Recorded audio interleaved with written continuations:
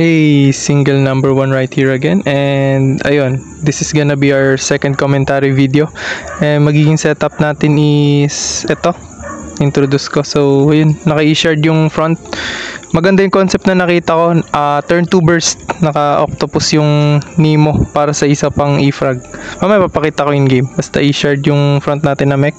Tapos gitna is naka-hearty warrior na aqua, syempre para sa damage. Tapos ayun, offensive yung magiging charms nya. Tapos yung likod is energy guru na bird. Tapos naka pre-order tag para makuha agad yung Nemo. Papakita ko mamaya sa sa game. And ayun. So ayun, yung computation pala for the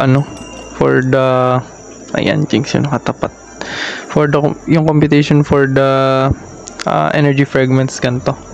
So since naka energy shared ako, tas 3 different lances, ano na yan, plus 3 agad, ayan, plus 3 na. Tapos plus 1 sa first turn ng energy guru. So magiging 4 yan agad mamaya by default. Ayan nyo, pakita ko na lang para mas ayan. So yan, plus 1 na agad siya sa naka pre-order tag eh. Yan, kukunin ko na yung naka octopus. Ito gagamitin ko na rin for the bubbles. Naging 5 na siya. So 5 tapos 2 energy, 6 tapos 7. Ayan, 7 siya matatapos, diba? Tapos next turn, plus 1 ulit siguro, magiging 8. May papakita ko ulit.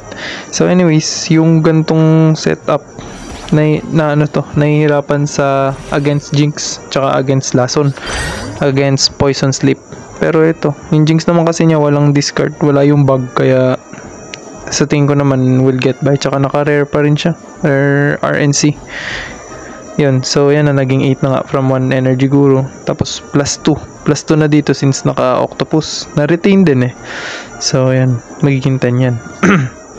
Yan, 10. Tapos dalawang gagamitin na card. Mag-energy burst na siya. And ito muna. Ayan, tapos ito. Ayan, energy burst. Turn 2 energy burst. Yan yung concept. So magandang demonstration na rin to.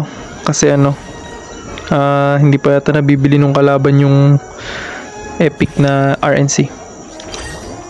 Pero normally talaga, counter neto yung mga naka Fate Maker na bug yun. Kasi hindi mo mare-retain yung octopus na Nemo. Tatanggalin niya agad yun eh. So since ganito yan, 7, 14, 21. So ayun, 7, 14. Hindi siya mapapatay ng ng energy guru. Kailangan talagang isang card yung nasa likod. Pero okay lang naman. Gamitin ko na yung initial ng Inkling para magkaroon pa rin siya ng Jinx sa draw pile. Tas ayan, Babylonia. Unahin ko yung Sleepless kasi kailangan ko yung percentage ng HP para dun sa bubble. Tas ito, turn. Hindi ko pala kabisado yung nito, yung computation sa totoo lang.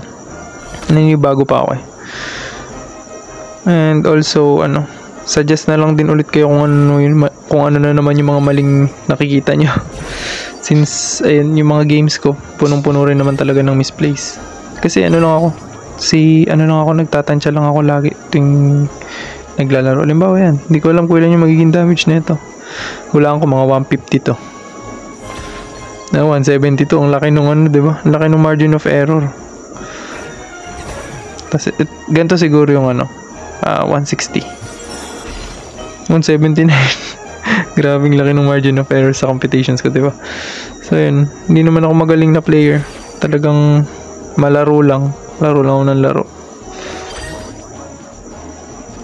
Or siguro dahil hindi ko pa kabisado yung competitions ng team talaga.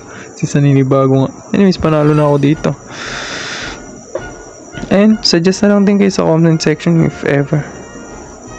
Tas ilalagay ko na lang din siguro sa description box yung kung paano nangyari yung turn 2 burst. Thank you din pala sa mga nagsasuggest tsaka nagko-comment sa video. I really appreciate it, guys. And comment lang din kayo if may dapat akong improve.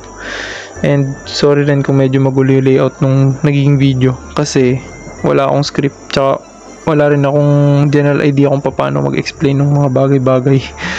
Yun lang. Bye.